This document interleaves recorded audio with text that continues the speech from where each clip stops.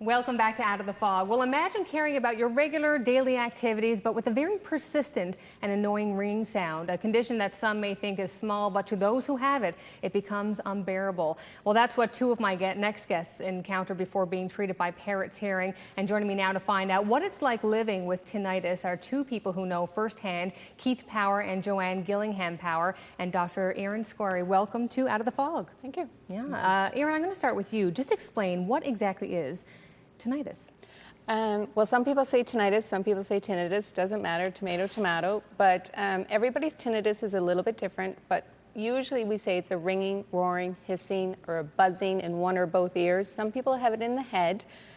Some people, it comes and goes, and for some people, it's permanent. All day, all night, they hear it. Right, so I said in the intro, I mean, for some it can be unbearable, but it really differs depending on the person, right? Some people can live with it, and some people cannot. It's amazing how many people who can say, well, I didn't even know what it was till I was talking to someone. They said, oh, you have what I have tinnitus. And they said, I just knew that I had it and it doesn't affect me. Whereas someone else I can see, such as Keith and Joanne, find it very bothersome. It keeps them up at night. It interferes with their quality of life, and it's very stressful for them. Right. Well, Joanne and Keith, I want to bring you into the conversation here. Joanne, you were diagnosed before, I guess, Keith was. Well, how would you describe what you're hearing and how it affects you? Well, it varies. It varies from day to day. As Erin has said, it's the severity of it can vary. It can also vary within oneself. It can be a low ringing or a low hissing or a low sound today, but tonight it can be a really loud ringing in my ears. It can get to the point where it drowns everything out. You can't sleep.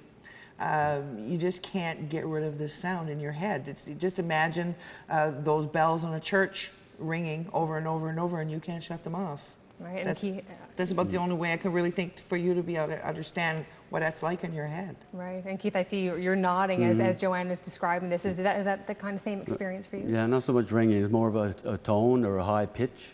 It'll go up or down. It can be, and it's steady most times. Right. So how does that affect, though, your daily life when you're hearing this constantly? Distracting, and it occupies your time because you're trying not to think of it, and the more you try not to think of it, the more you hear it, right? Right. So it is difficult. And would you say the same, Joanne, in terms of it's just distracting throughout the day when it's not treated? When it's not treated, it can be distracting to the point where you can't do anything. I can't concentrate on anything. Maybe, okay, yay, I could do the dishes with the ringing in my ears, but let me try to sit down to do something as simple as your banking. You can't focus. The ringing I can't even describe how distracting it can be. It's frustrating, and it can make you very irritable. And as a woman, I don't need any help with that. I think we can all relate to that one here. Maybe not Keith, but Erin, but he's nodding agreement. He's nodding in agreement, yeah. Erin, just tell me, in terms of causes, what causes this? There are a number of causes of tinnitus, but the most common is hearing loss and stress, or the combination of the two together. So it's very common for tinnitus and hearing loss to go hand in hand. But the emotional system latching on to this annoying sound makes it even worse. So people have it and they can't stop paying attention to it, they can't stop listening to it. As their levels of aggravation or just annoyance goes up, so does the ringing. I can have people in my office that as I'm talking to them, their tinnitus gets louder because they're thinking about it, they're talking about it. So it's becoming stressful and the intensity of it will go up. I think the most important message to get out there to your viewers is that a lot of the times they'll go to a health professional who will say, there's nothing you can do, there's no cure, just go home and learn to live with it.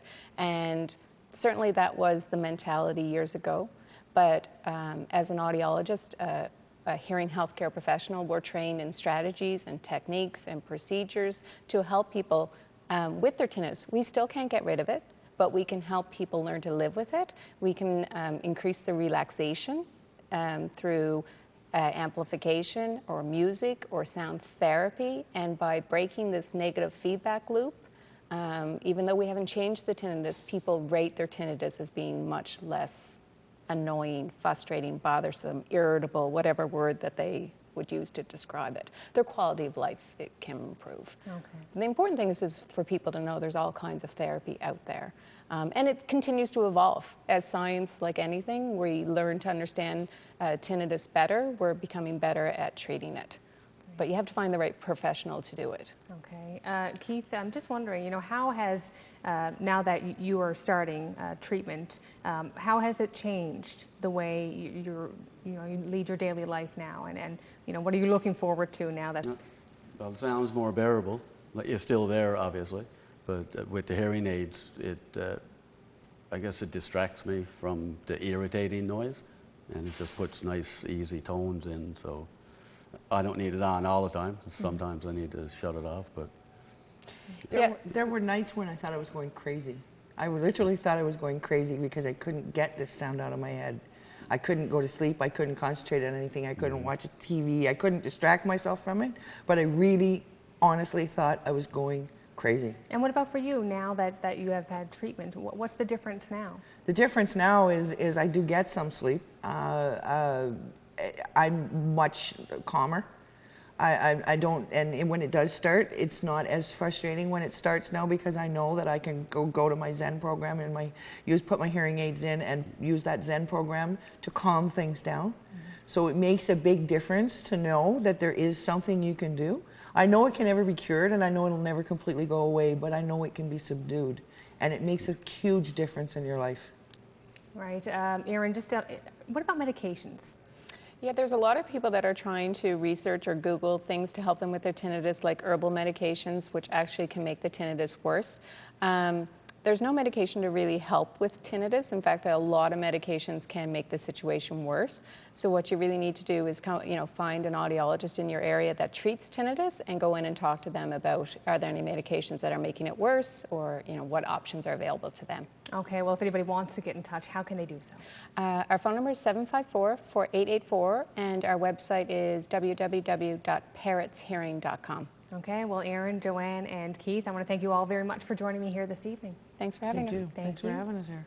We're going to take a very short break, but stay with us. Lots more to come.